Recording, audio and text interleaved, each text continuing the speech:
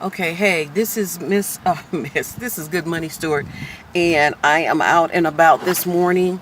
I've been to three Dollar Tree stores, and I just kind of want to put this out there. I try to be pleasant with all the workers when I go into the stores, because they got a hard job. They deal with customers on a daily basis. Some are nice, some are not, some are just downright nasty, period. Um, and I was just talking to all the workers at all three of the different stores. And at each store, every worker had the same story. So I know they're not making this stuff up. They tell me that the Dollar Tree is a Fortune 500 store.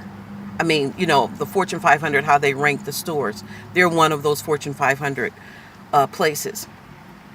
Okay, so if you're Fortune 500, you're bringing in pretty good money. They're ranking up there. But the workers only get 5 hours per their shifts. And within those 5 hours, they expect some of them to be cashiers, stockers, cleaning up, an array of different things. Okay, now you're supposed to do this all in 5 hours. And I'm repenting of my attitude, because I would go to some of these stores and I'm mad because shelves are not stocked. The store looks a mess, So I believe that the Lord just led me to go this morning so he could show me something. And he showed it to me that who am I to get an attitude because the shelves are not stocked? They're trying to do the best they can with the hours that they are given. And it's not a lot of hours. You give me 5 hours because you don't want to pay your workers a good minimum wage. So 5 hours, guys, that's how much they get. And so I was just talking to some of them, and they were saying, how these people, they bring their kids in the stores and they just let their kids run rampant as if they're at a ballpark or a playground. And I've seen it. I went in one day, and I'm not kidding. These kids were throwing balls up the aisles, running, knocking stuff off the shelf purposely. And I'm like, where are the parents that you would allow your children to do that? Okay, these workers have to go in behind your children and clean up their mess. I don't have a problem with people letting their children go and look at toys and things like that. But when they are destructive, purposely, and tearing it, there's an issue. My children knew if they were allowed to go and look at the toys, you better do it decently and in order, or there was a consequence behind your actions. So just think of it as your home. Would you? Well, you know what? And this is, I don't know, because some people do just let their kids tear up their house, and no responsibility is given to that child.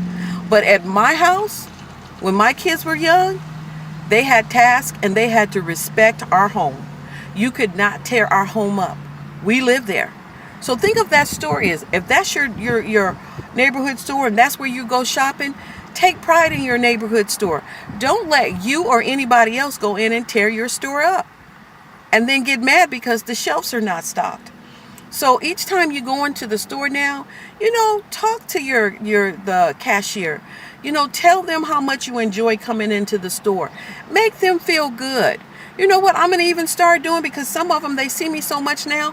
I'm going to start making cards for them or taking them something in and letting them know how much I appreciate what's going on. Now, I'm not saying all the workers there are angels. That's not what I'm saying, so don't get me wrong. But there's some good, hardworking people in those stores. And the managers, truly, my heart goes out to, because they got a lot put up on them. And I'm sure they're not making a whole lot of money. So just be respectful when we go into the stores. I don't care what store it is. Retail is a hard field to work in. I did it. Never do it again, but I did it.